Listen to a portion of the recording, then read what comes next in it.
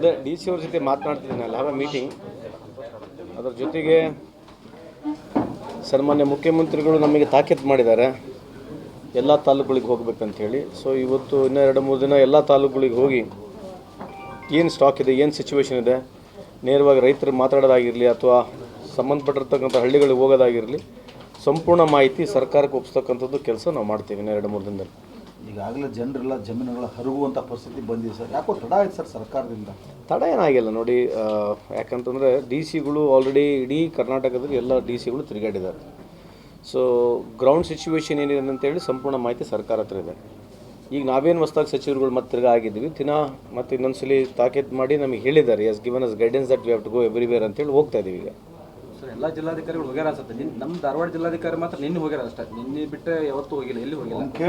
ನೀವು ಬರ್ತೀರಾ ಅಂತ ಹೇಳಿದಕ್ಕೆ ನಿನ್ನೆ ಒಂದು ಧಾರವಾಡ ಜಿಲ್ಲಾಡಳಿತ ಯಾವ ಹಳ್ಳಿಗೆ ಈಗ ನನಗೆ ಅವ್ರು ಎಲ್ಲೆಲ್ಲಿ ಹೋಗಿದ್ದಾರೆ ಅಂತ ಮಾಹಿತಿ ಅವ್ರು ಯೂಶಲಿ RMA ಕೊಟ್ಟಿರ್ತಾರೆ, ನನಗೆ ಗೊತ್ತಿಲ್ಲ. ಚೆಕ್ ಮಾಡಿ ಹೇಳ್ತೀನಿ ನಿಮಗೆ, ಎಲ್ಲೆಲ್ಲಿ ಹೋಗಿದ್ದಾರೆ ಅಂತ ಚೆಕ್ ಮಾಡಿ ಹೇಳ್ತೀನಿ.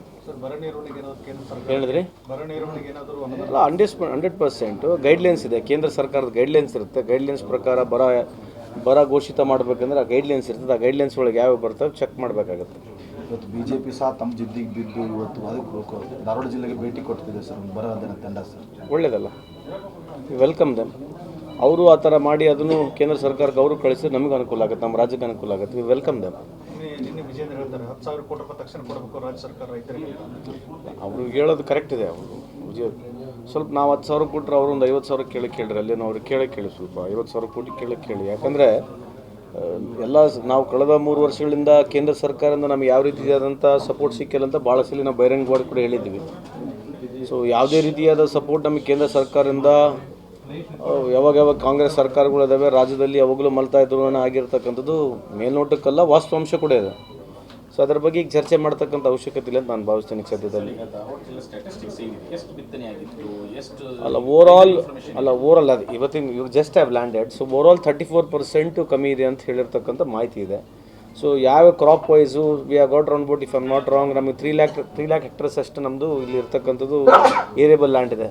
ಮೆಜಾರಿಟಿ ನಮಗೆ ಯಾವಾಗಲೂ ಯೂಶಲಿ ನಮಗೆ ಸೋಯಾಬೀನು ಪ್ಲಸ್ ಜೊತೆ ನಮ್ಮ ಮೇಜೆ ಜಾಸ್ತಿ ಕಾರ್ಪೊರೇಷನ್ ಇರೋದು, ಅದ್ರ ಜೊತೆಗೆ ಸ್ವಲ್ಪ ಹಾರ್ಟಿಕಲ್ಚರ್ ಇದೆ, ನಮ್ಮ ಶುಗರ್ ಕೇನ್ ಕೂಡ ಇದೆ.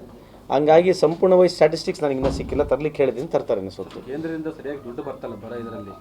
NDRF ಕೊಡಬೇಕು, ಕೊಡಲ್ಲ, ನೀವೇ ಕೊಡಿ ಆಮೇಲೆ ಕೊಡ್ತೇವೆ ಅಂತ ಈ ಥರ ಹೇಳ್ತಾನೆ ಹೋಗ್ತಾರೆ. ಅಲ್ಲ, ಈಗ ಅದ್ರ ಬಗ್ಗೆ ಬೇಡ, ಸುಮ್ಮನೆ ಅದ್ರ ಬಗ್ಗೆ ಈಗ ಸದ್ಯಕ್ಕೆ ಚರ್ಚೆ ಬೇಡ. ಬಟ್ ಖಂಡಿತವಾಗ್ಲೂ ಕೇಂದ್ರ ಸರ್ಕಾರದಿಂದ ನಮಗೆ ಯಾವ ರೀತಿಯಾದಂಥ ಸಪೋರ್ಟು ರಾಜ್ಯ ಸರ್ಕಾರಕ್ಕೆ ಯಾವತ್ತೂ ಬಂದೂ ಇಲ್ಲ ಅಂತಕ್ಕಂಥದ್ದು ಅದು ಘಂಟಾಘೋಷವಾಗಿ ಹೇಳ್ತಕ್ಕಂಥದ್ದಿದೆ. ನಮಗೆ GST ವಿಷಯದಲ್ಲಾಗಿರ್ಬೋದು ಅಥವಾ ಬೆಳೆ ಪರಿಹಾರದಲ್ಲಿರಲಿ ಅಥವಾ ನಮ್ಮ ಇನ್ಫ್ರಾಸ್ಟ್ರಕ್ಚರ್ನಲ್ಲಾಗಿರಲಿ ಭಾಳಷ್ಟು ಸಂದರ್ಭದಲ್ಲಿ ಕೇಂದ್ರ ಸರ್ಕಾರದಿಂದ ದುಡ್ಡು ಬಂದಿಲ್ಲ ಅಂತಕ್ಕಂಥದ್ದು ವಾದ. ನಾವು ಯಾವುದು ಕಾಟಾಚಾರಕ್ಕಲ್ಲ, ಸತ್ಯಾಂಶ ಇದೆ. ಬೇರೆ ರಾಜ್ಯಗಳಿಗೆ ಎಷ್ಟು ದುಡ್ಡು ಹೋಗಿದೆ, ನಮ್ಮ ರಾಜ್ಯಗಳಿಗೆ ಎಷ್ಟು ದುಡ್ಡು ಬಂದಿದೆ, ನೀವು ಬೇಕಾದ್ರೆ ಚೆಕ್ ಮಾಡಿ ನೋಡಿ.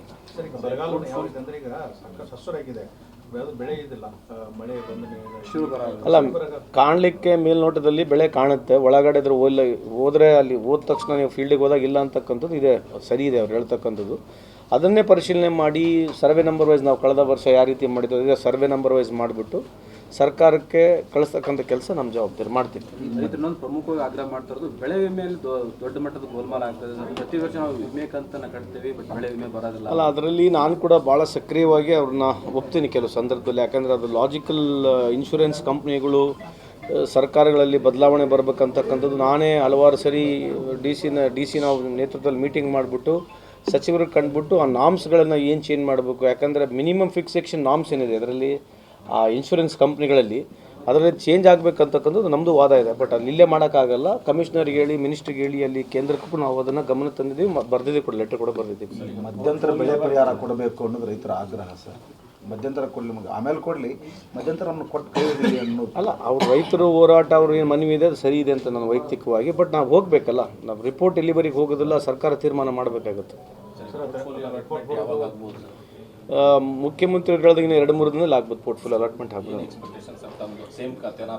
ಪ್ರೀತಿ ಇದೆ ಆ ಖಾತೆ ಮೇಲೆ, ಇಲ್ಲ ಅಂತಲ್ಲ. ಬಟ್ ಯಾವ ಖಾತೆ ಸಿಕ್ಕರೂ ಮಾಡ್ತೀನಿ. ಈಗ any opportunity given I will try to do my best. ಅಲ್ಲ, ಖಂಡಿತವಾಗ್ಲೂ ಇದೆ. ಯಾರ್ಯಾರಿಗೆ ಸಿಕ್ಕಿಲ್ಲ ಅವರು ಮೆರಿಟ್ ಇಲ್ಲ ಅಂತಲ್ಲ, ನಮ್ಗಿಂತ ಜಾಸ್ತಿ ಮೆರಿಟ್ ಇರೋರಿಗೆ ಇದೆ. ಪ್ರತಿಯೊಬ್ಬರು ಎವ್ರಿಬಡಿ ಹ್ಯಾಸ್ ಗಾಟ್ ಮೆರಿಟ್. ನಾನು ಲಕ್ಕಿ ಅಂತ ಯಾವಾಗಲೂ ಭಾವಿಸ್ತೀನಿ. ಸೊ ಈ ಅವಕಾಶ ನಮಗೇನು ಸಿಕ್ಕಿದೆ ಖಂಡಿತವಾಗಿ ಇದನ್ನ ಸದುಪಯೋಗ ಪಡಿಸ್ಕೊಳ್ತೀವಿ. ಪಕ್ಷಕ್ಕೆ, ಸರ್ಕಾರಕ್ಕೆ ಹಾಗೂ ಇಲಾಖೆ, ಯಾವುದೇ ಇಲಾಖೆ ಸಿಕ್ಕರೆ ಅದಕ್ಕೆ ಹೆಸರು ತರ್ತಕ್ಕಂಥ ಕೆಲಸ. ಅದ್ರ ಜೊತೆಗೆ ಯಾರ್ಯಾರು ಇದರಲ್ಲಿ ನೋವನ್ನು ವ್ಯಕ್ತಪಡಿಸಿದ್ದಾರೆ, ಮಾನ್ಯ ಮುಖ್ಯಮಂತ್ರಿಗಳು, ನಮ್ಮ ಎಲ್ಲ ಪಕ್ಷದ ಮುಖಂಡರುಗಳು ಅವ್ರ ಜೊತೆ ಮಾತನಾಡ್ತಿದ್ದಾರೆ ಆಲ್ರೆಡಿ. ಹೈಕಮಾಂಡ್ ಈ ಸರಿ 2028 ರೆಡಿ ಆಗಲಿಕ್ಕೆ ನಿಮಗೆ ಟಾರ್ಗೆಟ್ ಕೊಟ್ಟಿದ್ದಾರೆ. ಟಾರ್ಗೆಟ್ ಎಲ್ಲ ಪಕ್ಷಗಳು ಅವ್ರಿಗೆ ಕೊಟ್ಟೇ ಕೊಡ್ತಾರೆ. ಲಾಸ್ಟಿಗೆ ಜನ ತಾನೆ ಯಾವುದೇ ಟಾರ್ಗೆಟ್ ಅಚೀವ್ ಮಾಡ್ಬೇಕಂದ್ರೆ ಓಟ್ ಹಾಕೋ ಜನ ತಾನೆ. ಬದಲಾವಣೆ ಗಾಳಿ ಬೀಸ್ತಾ ಇದೆ ದೇಶದಲ್ಲಿ, ಬದಲಾವಣೆ ಗಾಳಿ ಬೀಸ್ತಾ ಇದೆ. ಇದು ಕೇವಲ ಬರೀ BJP ವಿರುದ್ಧ, ಕಾಂಗ್ರೆಸ್ ವಿರುದ್ಧ ಅಂತಕ್ಕಂಥ ಮಾತು ಹೇಳ್ತಾ ಇಲ್ಲ. ಹೊಸ ಜೆನ್ಜಿ ಅಂತಕ್ಕಂಥದ್ದೇನಿದೆ, ನಾನು ಅಲ್ಲಿ ಡೆಲ್ಲಿಯಲ್ಲಿ ಅದರಲ್ಲಿ ಕೂಡ ನಾನು ಪಾರ್ಟಿಸಿಪೇಟ್ ಮಾಡಿದ್ದೆ. ಹೊಸ ವಿಚಾರಗಳಿಗೆ ಇವತ್ತು ನಮ್ಮೇನು ಯಂಗರ್ ಜನ್ರೇಷನ್ಸ್ ಇದೆ, ನಾವು ಯಾವ ರೀತಿ ಫೈಟ್ ಮಾಡಲಿಲ್ಲ ಸ್ಟ್ರೀಟಲ್ಲಿ ಬಂದು, ನಾವೇನು ಫೈಟ್ ಮಾಡಲಿಲ್ಲ ಅದು ನಮ್ಮ ನೆಕ್ಸ್ಟ್ ಜನ್ರೇಷನ್ ಮಾಡ್ತದೆ. It's very proud moment. ಸರಿಯೋ ತಪ್ಪು ಅಂತಕ್ಕಂಥದ್ದು ವಾದಕ್ಕಿಂತ ಜಾಸ್ತಿ ಅಲ್ಲಿ ಬಂದು ನಿಂತ್ಕೊಂಡು ಫೈಟ್ ಮಾಡ್ತಕ್ಕಂಥ ಸಾಮರ್ಥ್ಯ ಈ ಯಂಗರ್ ಜನ್ರೇಷನ್ಗೆ ಇದೆಯಲ್ಲ, ಅದು ಅಪ್ರಿಷಿಯೇಟ್ ಮಾಡ್ತಕ್ಕಂಥದ್ದು. ನಿರ್ಭೀತ, ನಿಷ್ಪಕ್ಷಪಾತ, ವಿಶ್ವಾಸಾರ್ಹ ಸುದ್ದಿಗಳಿಗೆ ಮತ್ತೊಂದು ಹೆಸರಾಗಿರುವಂತ ನ್ಯೂಸ್ 18 ಕನ್ನಡ ಈಗ ಆಪ್ನಲ್ಲೂ ಲಭ್ಯವಿದೆ. ದಯವಿಟ್ಟು ಇಲ್ಲಿರುವ QR ಕೋಡ್ ಅನ್ನ ಸ್ಕ್ಯಾನ್ ಮಾಡಿಕೊಂಡು ಆಪ್ ಅನ್ನ ಡೌನ್ಲೋಡ್ ಮಾಡೋದಕ್ಕೆ ಮರಿಬೇಡಿ. ನಿಮ್ಮ ಬೆಂಬಲ ಹೀಗೆ ಸದಾ ನಮ್ಮೊಂದಿಗಿರಲಿ. ಧನ್ಯವಾದ.